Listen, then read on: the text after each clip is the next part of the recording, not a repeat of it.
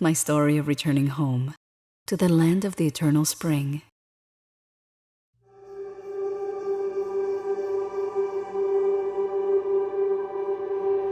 A la tierra de mis raíces, to the people of the corn, who built towering cities of limestone in verdant jungles, who still thrive in cities and colonial towns and on the shores of Lake Atitlán.